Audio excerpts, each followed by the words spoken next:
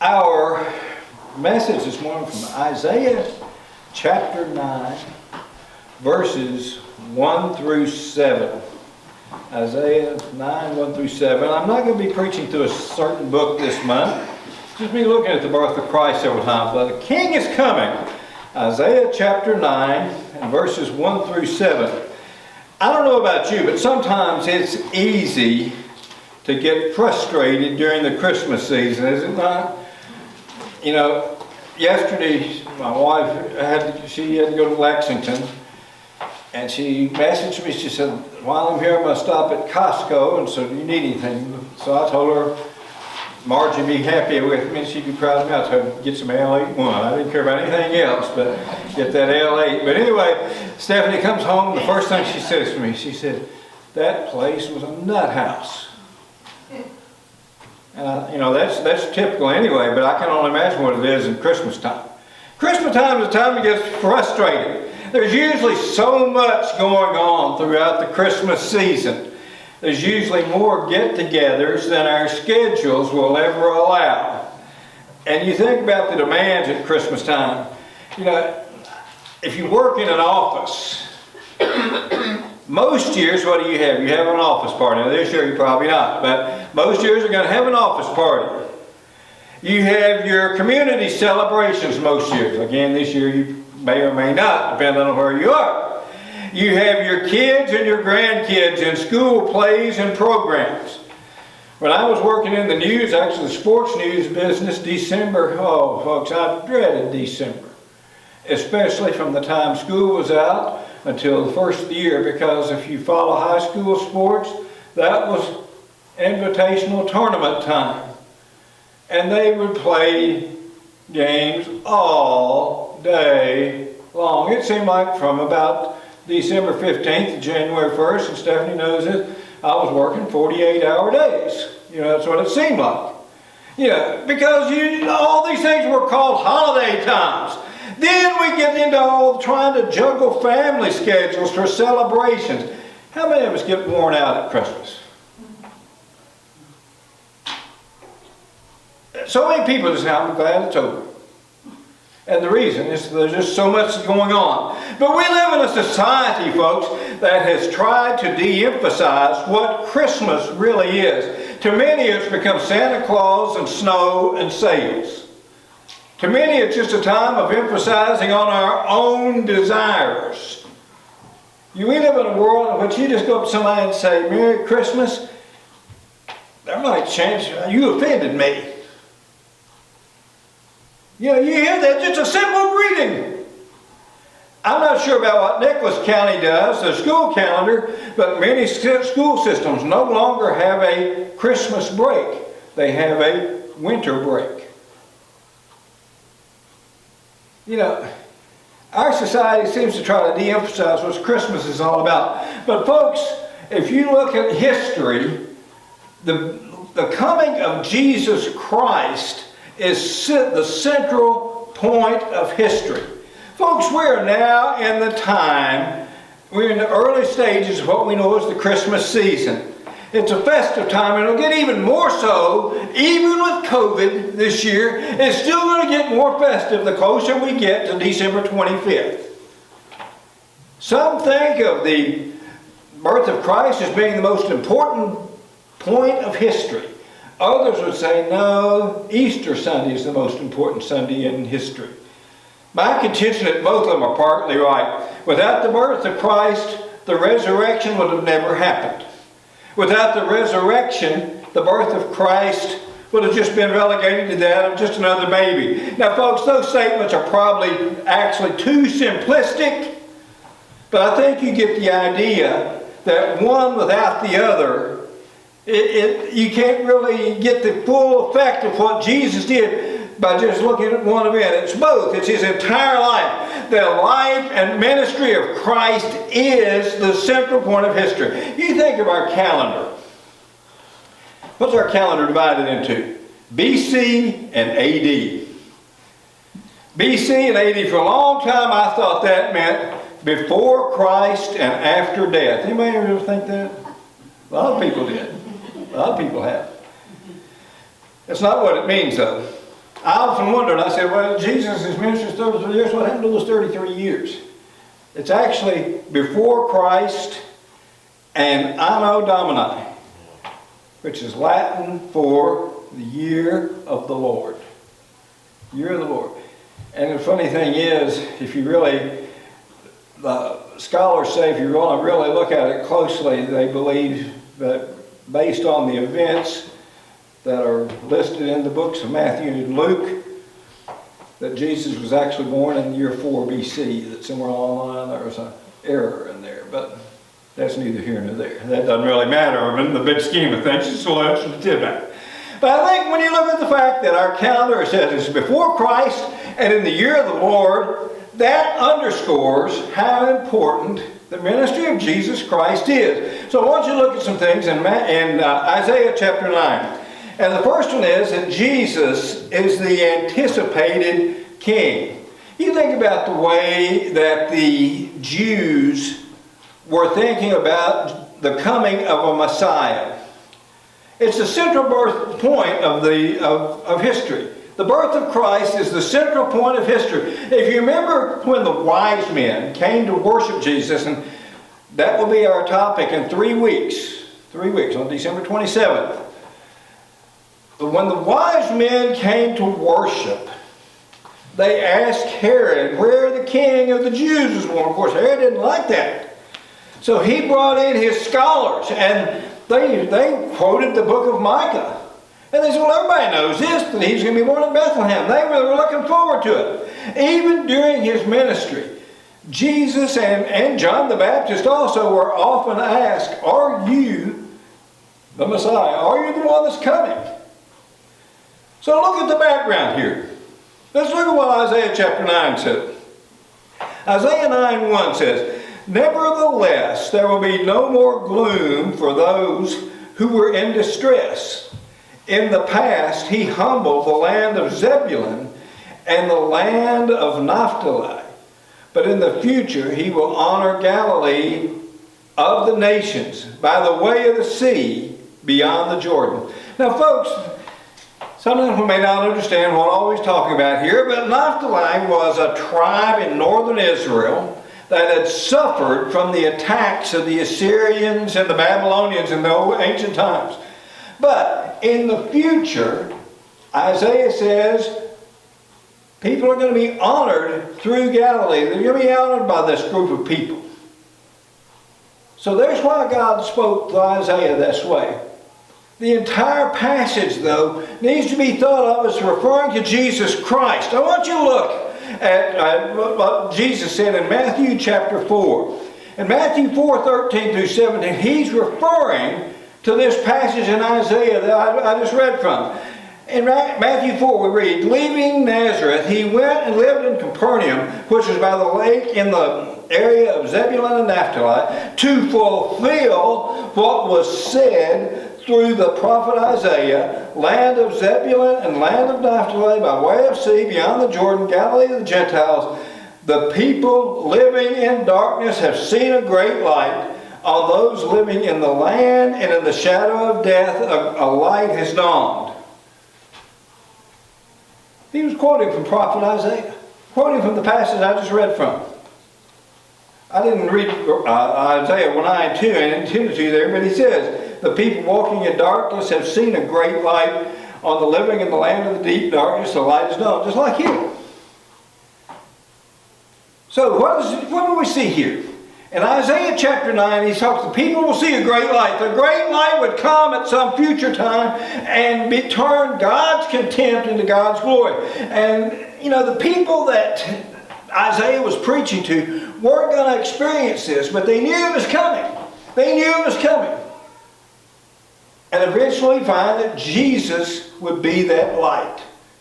If you look in the New Testament, there are several ideas several words that are used to describe Jesus, and one of them is, he is the light. Jesus is the light. I want you to think about what happened. Look at Luke chapter 2 and verse 30 through 32. When Jesus was taken to be purified, he was a baby the Old Testament or the New Testament prophet Simeon said, "For mine eyes have seen your salvation, which you have prepared in the sight of all nations, a light for revelation to the Gentiles and the glory of your people in Israel." That's how God would honor. That's how God would honor. If you back up, Isaiah chapter 9 and verse 1. Now, I don't have another slide for this, but he says, "Nevertheless, there will be no more gloom for those who are in distress." No more gloom. That's what Jesus was bringing. Why do we celebrate Christmas? It's a festive time because we know the joy of what Jesus brings. Jesus, the very light of the world, began his ministry in the area that Isaiah was talking to. He began his ministry in the town or the area of Galilee.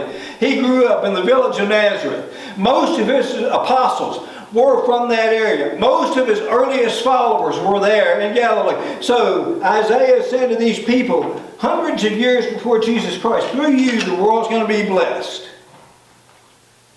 When you look at all those things that came to pass hundreds of years after Isaiah, all I can say is, wow. Wow, look at what's happened here. Look at what happened. But folks, it bothers me that when you come to today, there just seems to be a lack of desire about Jesus Christ. There's so many people that deny his ministry and his work. You know, if you want to see people deny the ministry of Jesus Christ, just read your newspaper. Any day. You'll pick it up and there'll be somewhere along the line somebody's going to be saying something to belittle the work of Christ. We live in a world that doesn't look for Christ. You know, I mentioned earlier that I showed you a CD from Carrie Underwood. All Christian songs except one. And folks, let me tell you, there's a reason I say that. That is unusual. That's unusual even for Christian artists. Of course, she's a committed Christian anyway, but I mean, her audience is country and pop. It's not the Christian audience. But she did that. If you look, we're in the stages of a celebration that was created to remember the birth of Christ, to remember the light coming into the world. But what do we see as the symbols of the season now? A fat man in a red suit. Snow. Deer that supposedly can fly. I'm not saying it's wrong to have those secular things. I mean, we have those decorations in our house. There's nothing wrong with it. But where are our priorities? Why do we have this season? Why do we have it? It's because of Jesus Christ and the light he brings to the world. So that's the first thing that I want you to remember, that Jesus was the anticipated king. Second thing is, Jesus is the active king. You know, our Christmas picture, if we think about the birth of Christ, is that of a baby, let's face it, lying in a cattle trough or a horse trough. And that is biblical. That's what we read. That's what we read in the book of Luke. That's what Jesus was born in a barn. That's basically what it boils down to. He was born in a barn. What are we saying? The little Lord Jesus asleep on the hay. It's true. That's historically and biblically correct. But folks, that was only the beginning of Jesus' ministry. We don't know much about Jesus' life until he was 30 years old. We don't know that when he was 12 years old, he went to the temple and was actually teaching people when he was 12 years old. Other than that, we don't know a whole lot about Jesus' life or early life. But we know that in his ministry, he was active in all the affairs of men, and he's the central figure in history. There's a poem that says, all the armies that ever marched, all the navies ever set sail, all the kings that have ever ruled have not affected the life of man on earth like this one solitary life. And that's true. Jesus is the central point of history.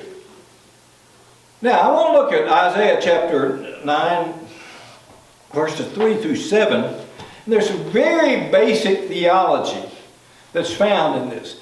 Isaiah 9, 6, and 7, as I'll read in a few minutes, that's one of my favorite passages of Scripture to use for the Lord's Supper. In fact, I almost asked Jane Ellen to read that instead of the one we did this morning. But I said, well, I'll do something different from what I'm preaching.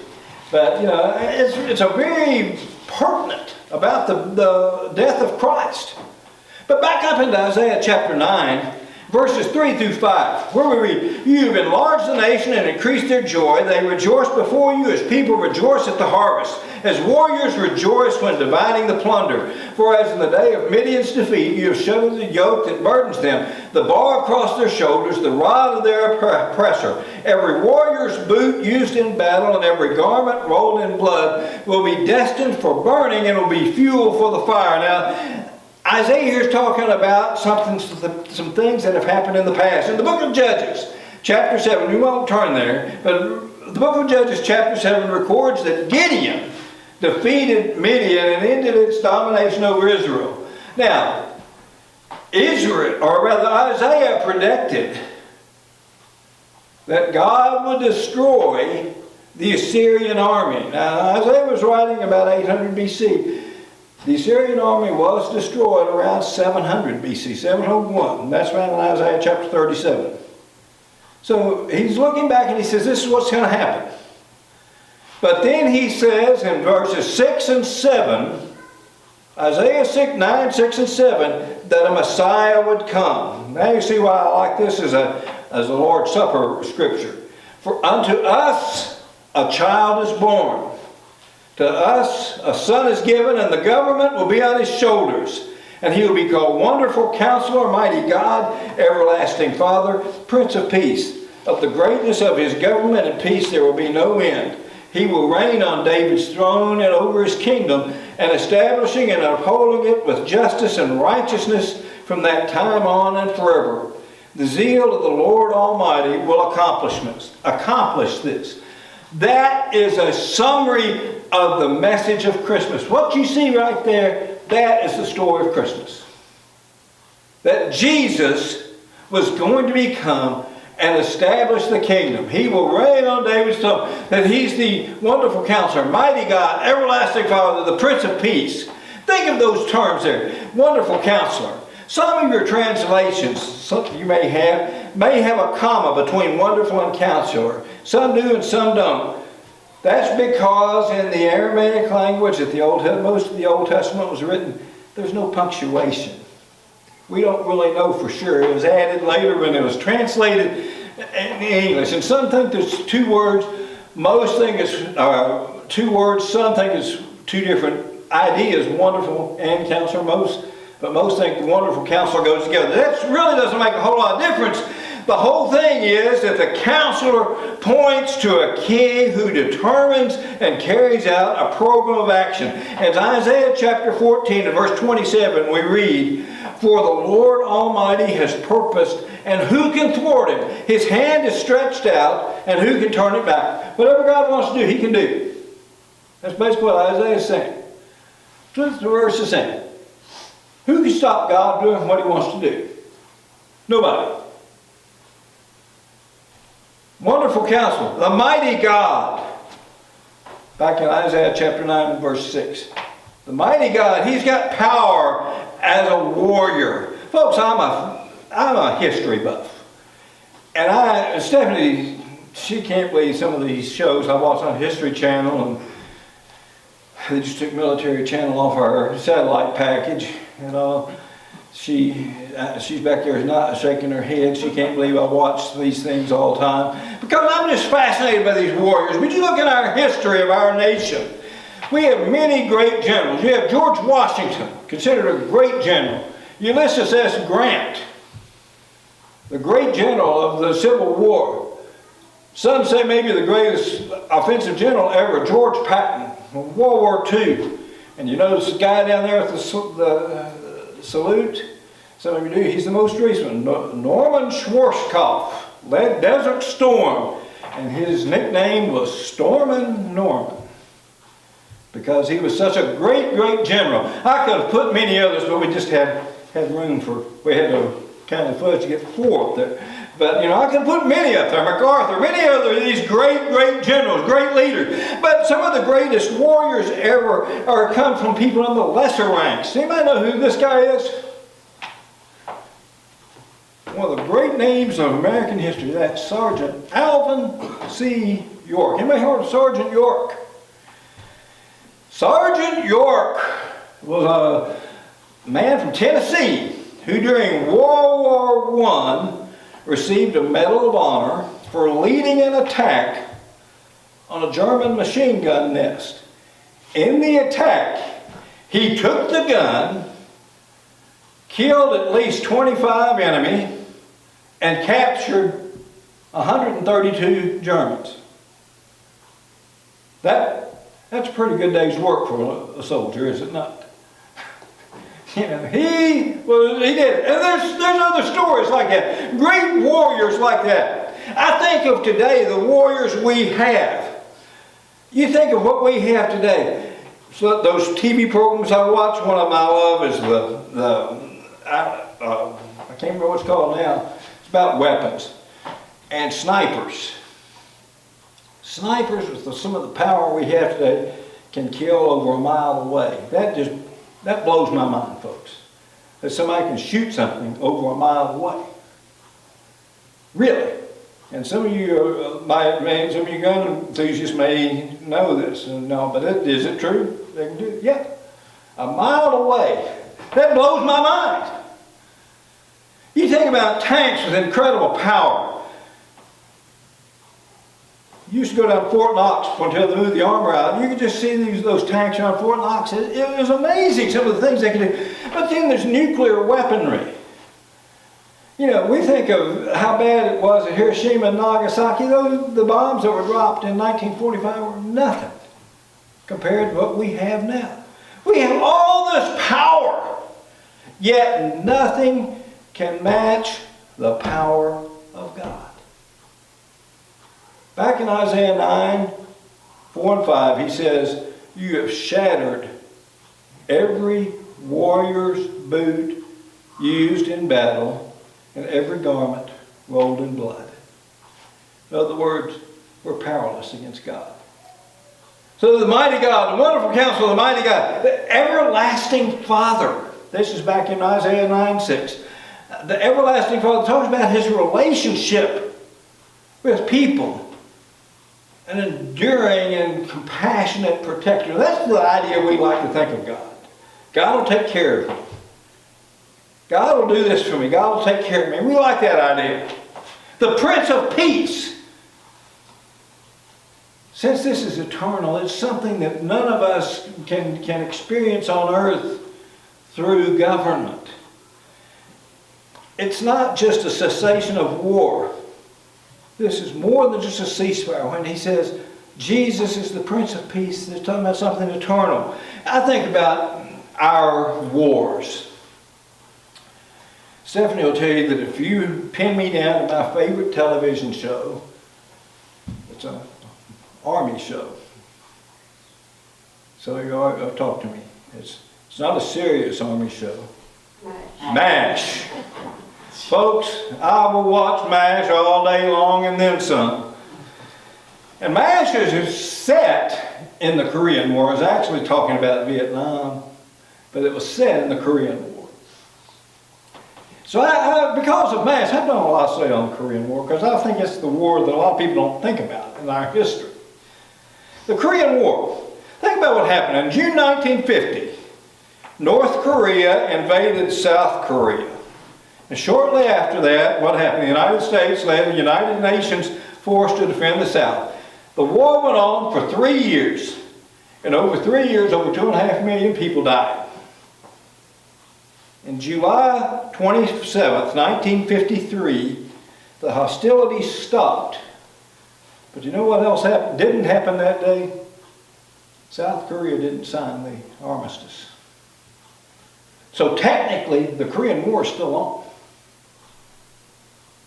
Technically. When I was working for the Anderson News, I had a story I did about something. And I was talking to a fellow who, during his hitch in the Army, was assigned to work near the 38th parallel in South Korea. If you know what the 38th parallel is, that's where the ceasefire was. 38th parallel. And this fellow, I remember his assessment about what was going on over there. I asked him, he said, this is off the record, but I couldn't write it. But basically he said, the tensions are very high near the 38th parallel.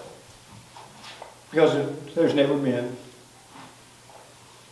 a ceasefire, actually.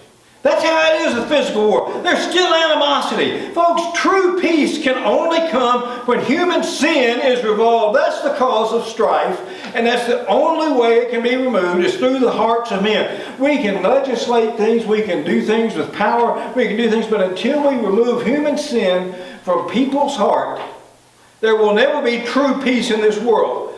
That's the characteristic of heaven. Verse 7, Isaiah chapter 9 and verse 7 says, of the greatness of his government and peace there will be no end. He will reign on David's throne and over his kingdom, establishing and upholding it with justice and righteousness, and from time on and forever. The zeal of the Lord Almighty will accomplish this. You see, only true peace can come through righteousness. Because what do humans do? Humans abuse power, do we not? Humans abuse power. Humans abuse each other. But Christ came in and satisfied God's justice by dying on the cross. And he gave his righteousness to all men. We sing a great hymn about it. It says, the reign of Christ is active. Onward, Christian soldiers, marching as to war, with the cross of Jesus going on before. So that leads us to our last thing today. That Jesus wants to be your king. You know, I've talked a lot of basic doctrine, theology this morning. But it boils down to Jesus wants to be your king. One of the things that really concerns me about our time we live in is our quest for power. That's what a lot of politics has become. Either gaining power, abusing power, or resisting power. That's what politics has become. Now, I'm not saying we shouldn't follow. I follow politics probably too much. Because what happens there does affect me and it affects you. But what I also know is that whoever's in power, in the seat of government, that God is still our ultimate authority. We answer to God before anybody else. He's the ultimate authority, and true peace can only come through him. And something else I fall very short on. I know this for a fact, and I fall short on it, is that if Christian people are as concerned about the reign of Christ as we are about politics, this world will be a whole lot better off. I truly believe that. Too often today we're just like the Jews. In ancient times we look for a king. We look for somebody to take over. But what did Jesus say? My kingdom is not of this world. If it were, my servants would fight and prevent my arrest by the Jewish leaders. But my kingdom is from another place. John 18:36. Jesus wants you. That's all he wants. He wants you. He wants to be your king. We're going to give you that opportunity.